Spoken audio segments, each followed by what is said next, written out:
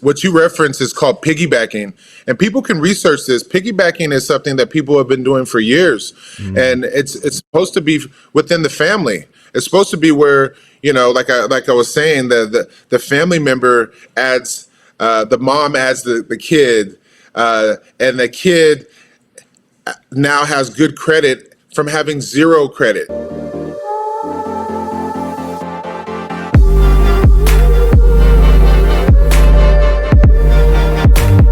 The first step is asking a question of the who, the what, the where, the what am I doing? What's my credit pulse? What is my credit pulse? I mean, everybody should be able to ask that question and be able to give some type of an answer that really gives that true picture of where you are with credit, and not to be discouraged if you say, hey, I don't have one. My credit, I literally don't have any credit.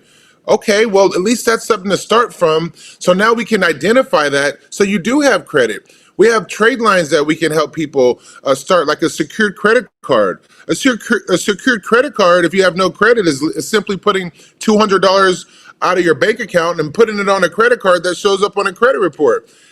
That's not even, Mm. that's their same $200 you're taking from your bank account and you're putting it on a credit card that they're going to report to all three bureaus. And now the person that has no credit, maybe you just came over because you lived in another country.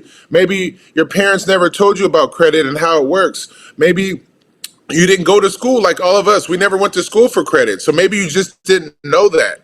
But by having that conversation and asking that question of what's my credit pulse, where am I at with my credit?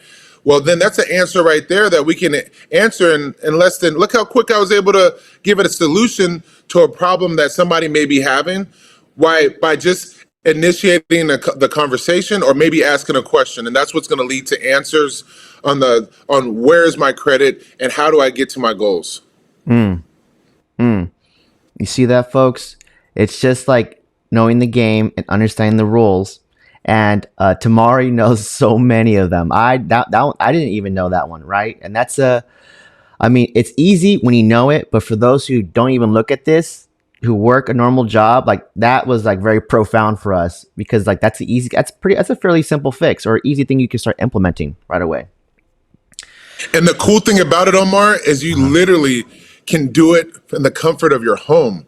We have a Mm. link that we send our clients, and it takes literally less than 5 minutes to fill out your information, to put your debit card information, and then once you push send, like 98% of people get approved. Because another thing what people don't know about is most big box or retail banks like Chase or Bank of America, Wells Fargo, they have secured card programs, but they're gonna use your credit against you, or they're gonna use your credit as a determining factor whether you get accepted on even a secured credit card, meaning you're using your own money and you're borrowing against your own money.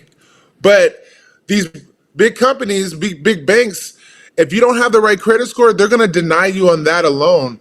Versus, with our program, we have a relationship with the bank that as long as you can prove that you're a citizen, they're going to approve you every time, right? And Wow.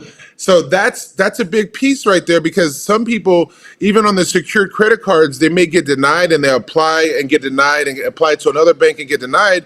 Maybe the question is, what banks are you applying? Are they big box banks or big retail banks where they're going to really use your credit against you?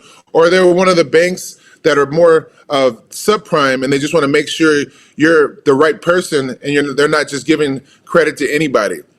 And as long as you can prove you're who you are, then they're going to grant you a secured credit card, right? And so just that information too, is because it's not just the secured credit card, it's where are you going to get it? How are you accessing it? And so these are these layers of the onion that we have to pull back.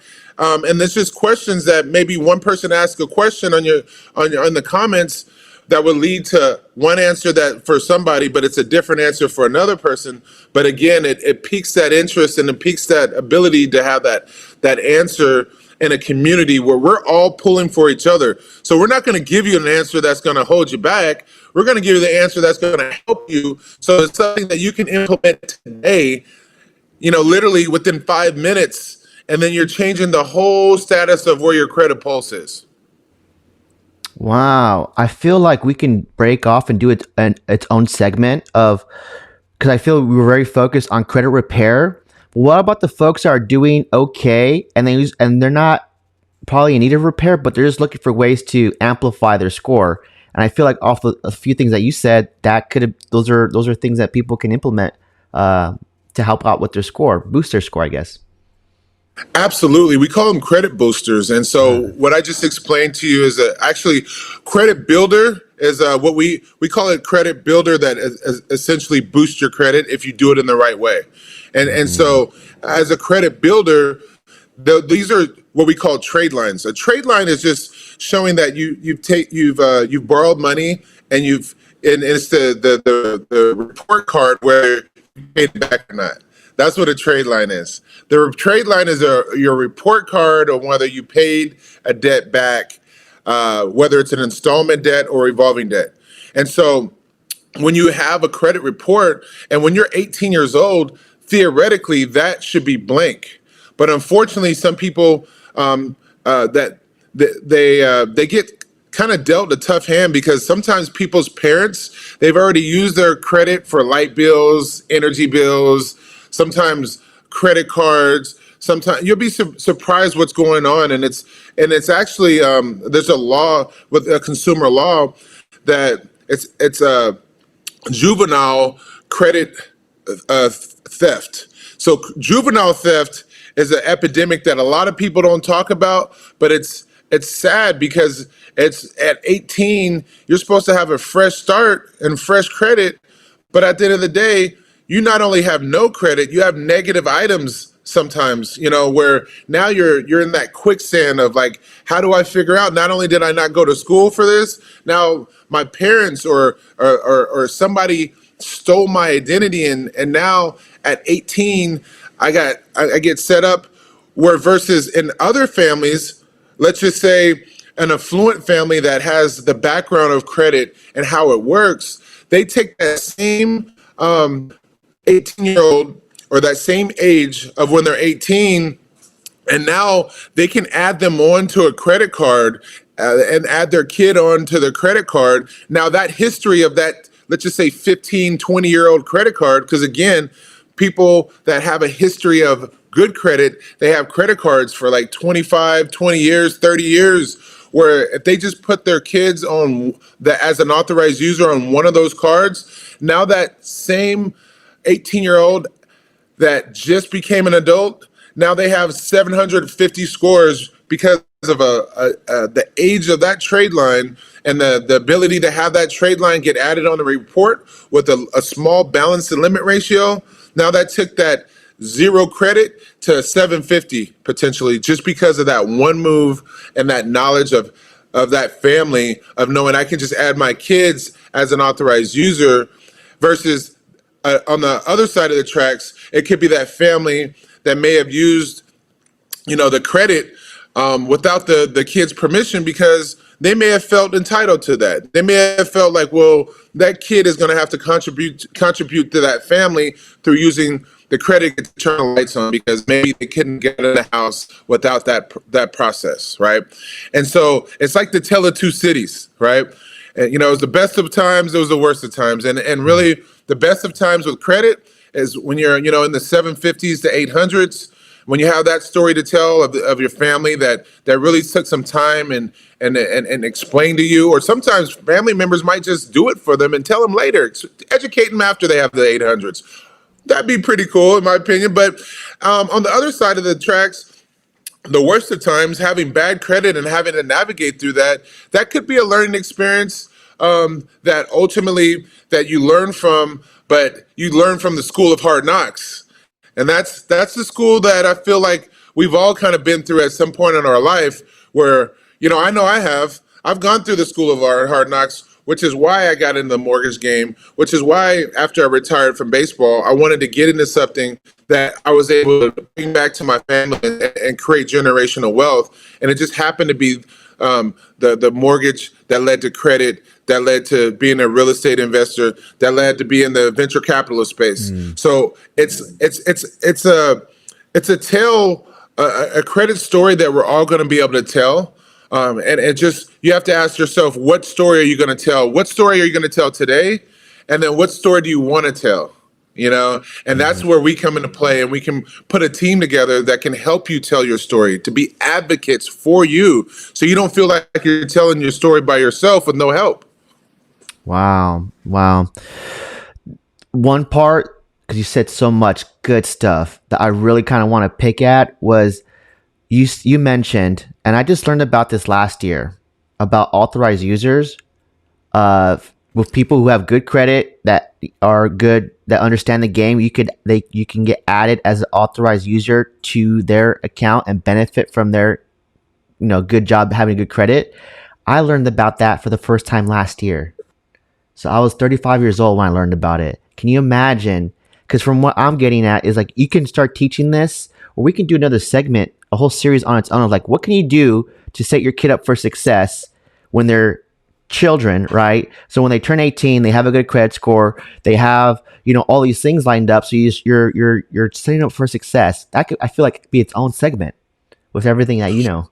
Yeah, Absolutely, it's its own segment, and I would yeah. love to have that segment with you, and so we can just, bring some gems, serve up some gems to people that they can do right now as it pertains to their kids and their family. Because again, it's, and now that kid at 18, if that parent shows that kid, all right, at 18 you go to college or you become an entrepreneur, you're the quest to buying your first house.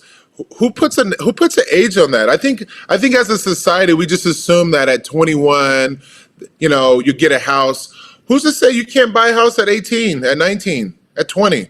It's just that mindset that I know that I've had, growing up, because I thought you had to be a certain age or a certain status to purchase a house. So in my mind, even though like getting drafted, I had the money, but I wasn't thinking about buying a house because nobody was really telling me. And I was like, I thought that ATM card was like limitless, and that it was just Mm, it was the ATM card, that the gift that just kept giving.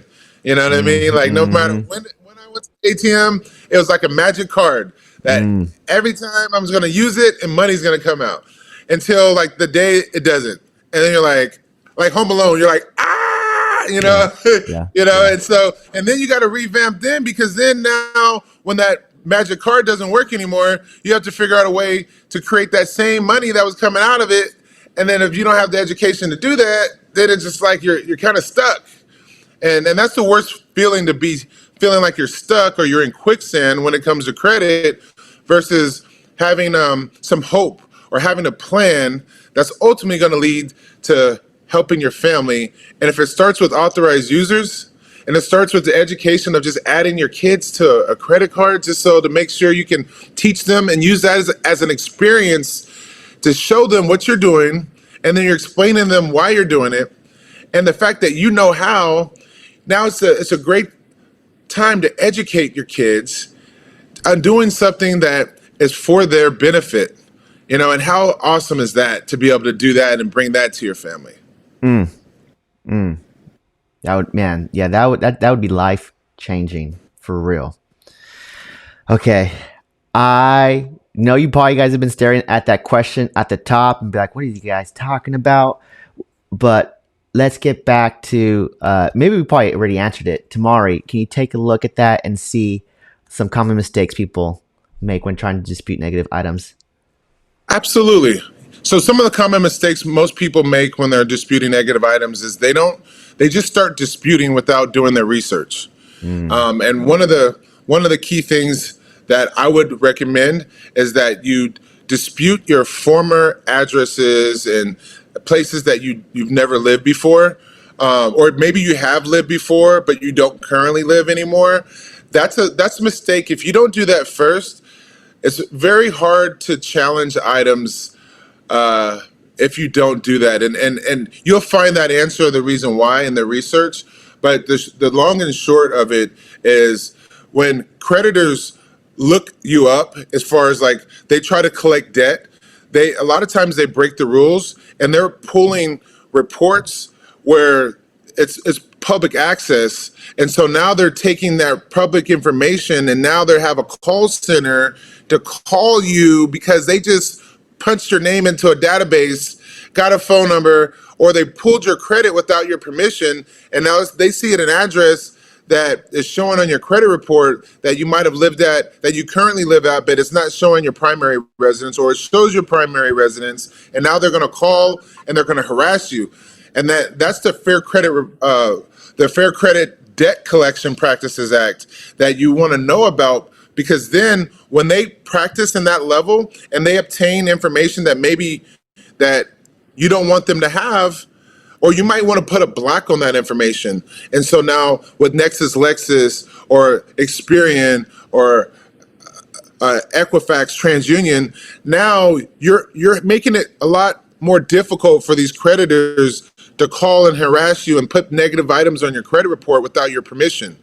And so one of the biggest things that, in the dispute process is knowing what you can and what you can't do. You have a right to what shows on your credit report in terms of public information.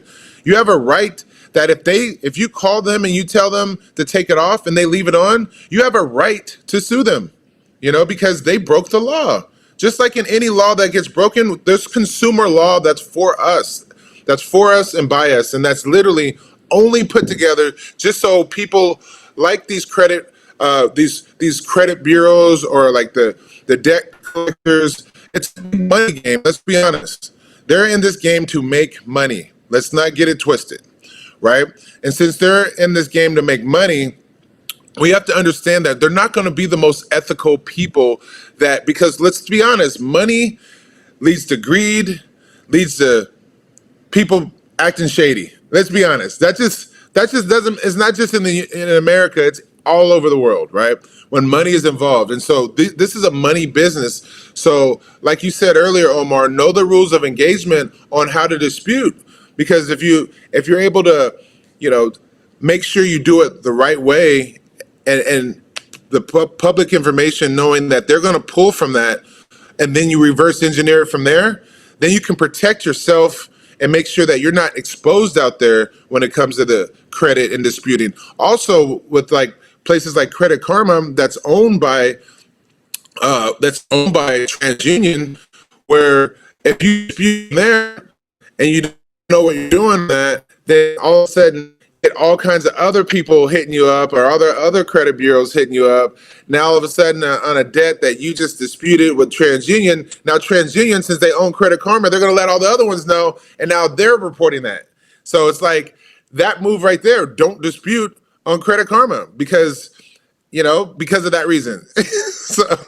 Wow, that is a huge point. A huge point. Zillow, Credit Karma, these are well known to most folks because they are killers at marketing, right?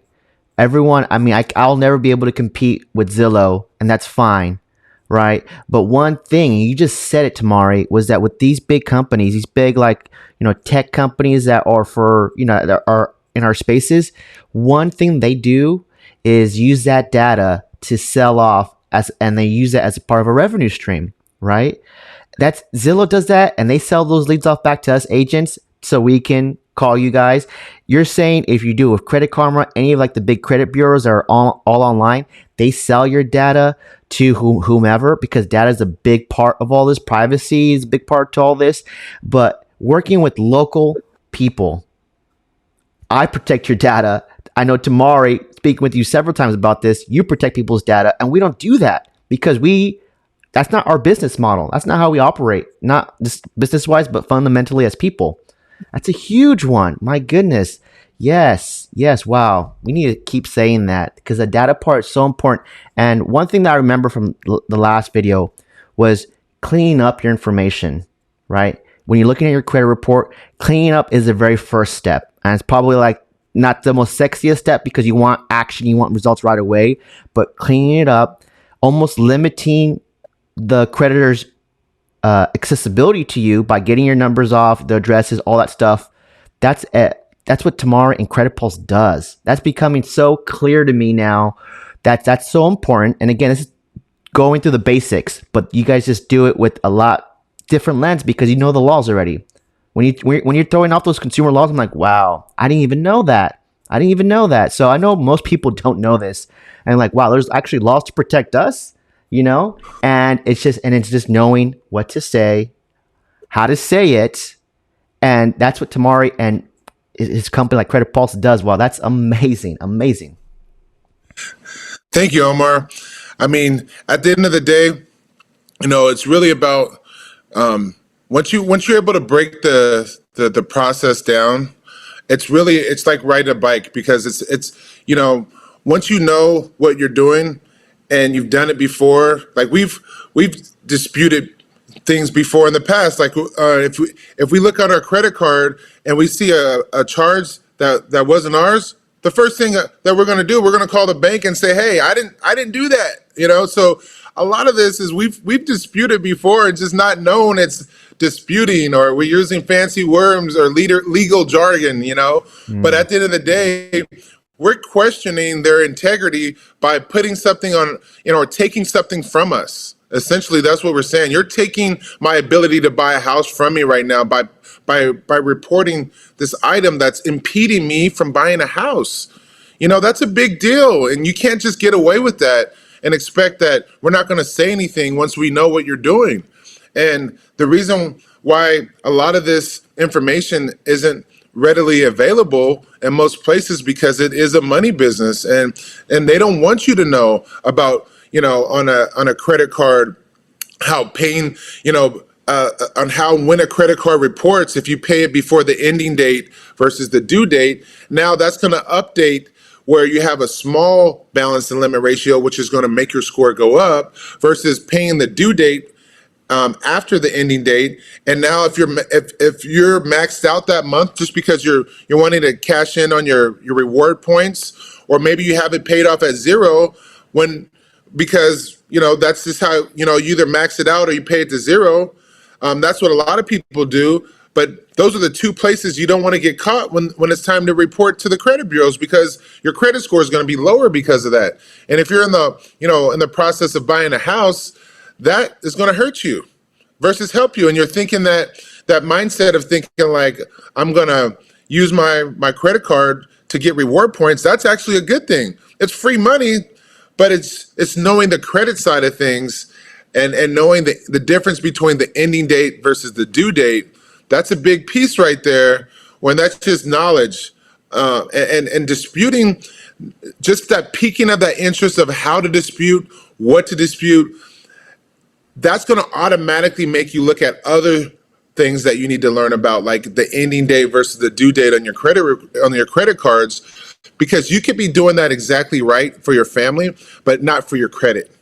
And that's a big difference, because you may need your credit for your family, a family purchase, like I said, renting a house, buying a house, buying a boat, buying a car, renting a car, like all those things, or getting employment. Nowadays, they're pulling your credit. For certain employers are pulling your credit. Like any casino, if you're working at a casino, they're for sure going to pull your credit. In the military, if you're going to go through a promotion, they're for sure going to pull your credit, because your credit tells you how credible you are. And sometimes the story that these bureaus are reporting is not the true story. Or maybe if it is the true story, having an exit on how to make that story better. That's what we're talking about right now. That's what we're doing. Man, when I think about places like, these creditors that buy debt to hound you so they can get paid, I'm like, they have full teams, full staff that they hire to do this, right? And you, as like the lonely consumer, are trying to do this either on your own, or you're like, you don't see the value yet in hiring a company like Credit Pulse, right? They are your full-time advocates for you. And let me just be crystal clear on this. Like, I'm sure if you Google credit repair services in Austin, Texas, you'd probably have a laundry list of businesses, right? Credit Pulse probably wouldn't even be on the first page. But let me tell you where they're super different. Nobody, and I mean nobody, is coming on here on video showing them who they are, what they're about, right? Because Thomari is the face of Credit Pulse, right? And I highly doubt any of these other credit repair companies are doing anything remotely close to like taking the time to answer some questions, right? It's because he wants to spread awareness, spread some education, because that's a big part of this credit repair business game is the education piece of you knowing. That way you understand the nuances of how to get it done. Or if you don't care to know, hire the professionals, right? And now you have a face. You have a face to actually see the company. And it's not just words on a page that you're reading online, because you'll find plenty of those. This is what we're doing to be different, to put ourselves out there and to differentiate us from the pack, right? We believe in video. We believe in doing education. We believe in putting ourselves out there. So you as a consumer can judge for yourself. Hey, are these guys who they say they are? Hey, you be the judge yourself. I think if we keep showing up like this, that's that's showing you in and of itself we're committed to trying to help folks out, fix their credit, but get into the home, break the bonds of these generational curses, rise above everything, right? Because in this country, and I believe this wholeheartedly, in this country, you can, in one generation, in one lifetime, set yourself up for success and change the entire trajectory of everyone else in your family. In one generation, you could do that here. You can't say that for many other countries. And if you're lucky enough to be born here in the United States of America, it can be done. It can be done. And Omar, what you're doing with this channel, I shared with you last week. I'm having more and more of my clients come to me and say, thank you for the content that you and Omar are putting out there, because it's educating us. It's because maybe like they don't have the ability to, maybe I didn't tell them something, or maybe they missed something, or maybe I said it different, or maybe you asked a question that I wasn't able to answer because they didn't ask me at the time.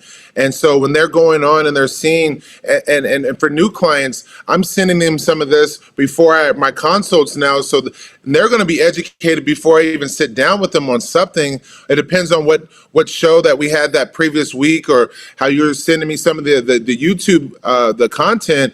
I'm using that content to help others right now, and just so you know, they're loving it, because they're like, I've learned so much in that little 2 minutes or that 3 minute excerpt of a show you guys did. You guys taught me something that I've never known in my whole entire life, and so that is special, because now you're giving people access. That's the hardest part, what we're talking about, giving somebody access so they can help themselves. What better opportunity that someone can give you to not only teach you how to fish, but how to catch the fish, how to clean the fish yourself, and then make that gourmet meal, right, by yourself, right? After you went fishing with someone and they did it for you maybe once or twice, and now all of a sudden they taught you how to do it. Now you not only can fish, but you can teach your son how to fish. You can teach your daughter how to fish.